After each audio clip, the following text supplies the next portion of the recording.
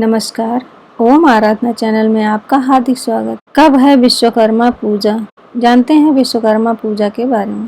Video शुरू करने से पहले आप सभी से निवेदन है, प्लीज चैनल को लाइक, शेयर और सब्सक्राइब करें। भगवान विश्वकर्मा को पहला इंजीनियर कहा जाता है। विश्वकर्मा जयंती के दिन भगवान विश्वकर्मा के साथ साथ मशीनों, औजारों, उपकरणों की भी पूजा की जाती है। हिंदू धर्म में हर साल भाद्रपद महीने के शुक्ल पक्ष की तृतीया तिथि को विश्वकर्मा जयंती मनाई जाती है। इस दिन भगवान विश्वकर्मा की पूजा की जाती है। भगवान विश्वकर्मा को पहला इंजीनियर कहा जाता है। पौराणिक कथाओं के अनुसार उन्होंने भगवान शिव के त्रिशूल से लेकर पूरी सृष्टि का निर्माण किया है। भगवान विश्वकर्मा ने ही लंका का महल, द्वारका और देवताओं के अस्त्र और शस्त्र का निर्माण किया था। इस साल विश्वकर्मा पूजा 17 सितंबर 2023 रविवार को मनाई जाएगी। साथ ही विश्वकर्मा पूजा के लिए शुभ मुहूर्त 17 सितंबर की सुबह 7:50 से लेकर दोपहर 12:26 तक रहेगा।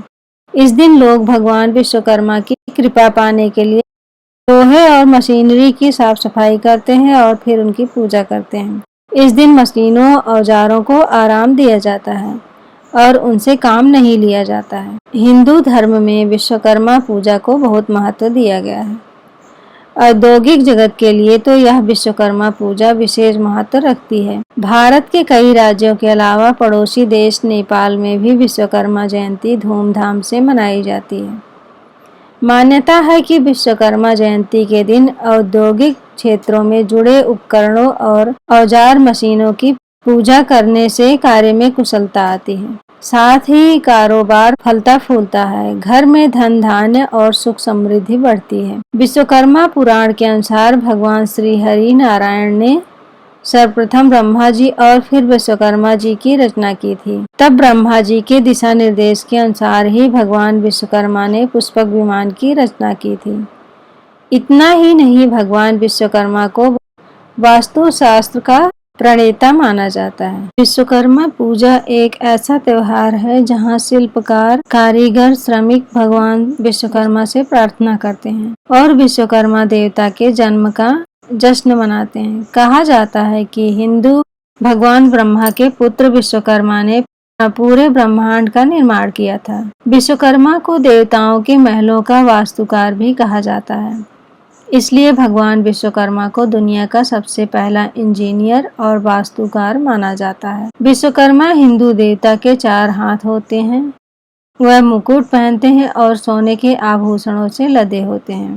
भगवान विश्वकर्मा अपने हाथों में एक पानी का बर्तन, एक किताब, एक रस्सी और एक औजार अपने हाथ में रखते हैं। विश्वकर्मा शिल्प कौशल के हिंदू देवता और देवताओं के वास्तुकार हैं। उन्होंने महलों, विमानों और देवताओं के दिव्य हथियारों का निर्माण किया है। वह ब्रह्मांड के वास्तुकार भी हैं। उन्होंने ही भगवान शिव का त्रिशूल और विष्णु भगवान का सुदर्शन चक्र तैयार किया था। यही वजह है कि सभी इंजीनियर और तकनीकी क्षेत्र से जुड़े लोग विश्वकर्मा जी को अपना भगवान मानते हैं और हर साल विश्वकर्मा जयंती पर उनकी पूजा करते हैं। उन्हें समर्पित विश्वकर्मा पुराण है, जिसमें उन्हें भगवान ब्रह्मा, भगवान विष्णु और भगवान शिव के अस्त्र शस्त्र और महलों का निर्माता माना जाता है। कन्या संक्रांति पर हिंदू उनका जन्मदिन मनाते हैं, जो हर साल सितंबर के महीने में आती है। विश्वकर्मा शब्द 2 शब्दों से मिलकर बना है, अर्थात विश्व संसार या ब्रह्मांड और कर्म निर्माता। इसलिए विश्वकर्मा शब्द का अर्थ है दुनिया का निर्माता, यानी कि दुनिया का निर्माण करने वाला बताया गया है। भगवान विश्वकर्मा की उत्पत्ति ऋग्वेद में हुई है। उन्हें ब्रह्मांड, पृथ्वी और स्वर्ग के निर्माता के रूप में वर्णित किया गया है। भगवान विष्णु और शिवलिंगम की नाभि से उत्पन्न भगवान ब्रह्मा की अवधारणाएं विश्वकर्मा सूक्त पर आधारित हैं। लेकिन कुछ विद्वानों का मानना है कि ऋग्वेद में विश्वकर्मा विभिन्न देवताओं के लिए एक विशेष है। भगवान विश्वकर्मा ने अपने भव्य और सुरक्षित महलों के साथ देवताओं के उड़ने वाले रथों का निर्माण भी किया था। कहा जाता है कि भगवान विश्वकर्मा ने वज्र का निर्माण किया था, जो भगवान इंद्र का हथियार है। वज्र को ऋषि दधीच और अज्ञेयस्त्र की हड्डियों से बनाया गया है। भगवान कृष्ण का सुदर्शन चक्र उनकी शक्तिशाली रचनाओं में से एक था। अब सुनते हैं विश्वकर्मा की कहानियाँ। संजना भगवान सूर्य देव की पत्नी और विश्वकर्मा की बेटी हैं। पति की गर्मी के कारण उनके पास जाना मुश्किल हो रहा था। इसकी शिकायत उन्होंने अपने पिता से की। इसके बाद उन्होंने सूर्य के कुछ तेज को धराशायी कर दिया। विश्वकर्मा ने तब उस तेज का उपयोग भगवान विष्णु के सुदर्शन चक्र, भगवान शिव के त्रिशूल और देवताओं के अन्य हथियारों को बनाने में किया था। रावण के महल का निर्माण विश्वकर्मा द्वारा किया गया था। जब भगवान शिव ने देवी पार्वती से विवाह किया तो उन्होंने विश्वकर्मा से उनके लिए एक सुंदर महल बनाने को कहा। सर्वशक्तिमान के अनुरोध से अभिभूत होकर एक स्वर्ण महल बनाए। भगवान शिव ने रावण को गृह प्रवेश समारोह करने के लिए आमंत्रित किया। गृह प्रवेश पूजा समाप्त होने के बाद दक्षिणा के बारे में रावण से पूछा। महल की सुंदरता से रावण अवाक रह गया था। तो रावण ने दक्षिणा में सोने का महल मांगा, जिसे हम रामायण में लंका नगरी के रूप में जानते हैं। भगवान शिव ने अपना वचन रखा और लंका रावण को दक्षिणा में दे दी।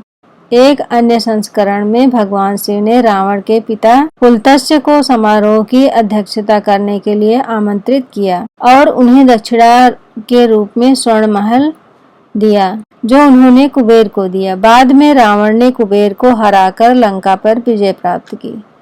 इंद्रप्रस्थ के वास्तुकार विश्वकर्मा थे। महाभारत में पांडवों के घर इंद्रप्रस्थ का शहर भगवान विश्वकर्मा द्वारा बनाया गया था। इंद्रप्रस्थ की स्थापत्य चमत्कार और सुंदरता तुलना से परे थी।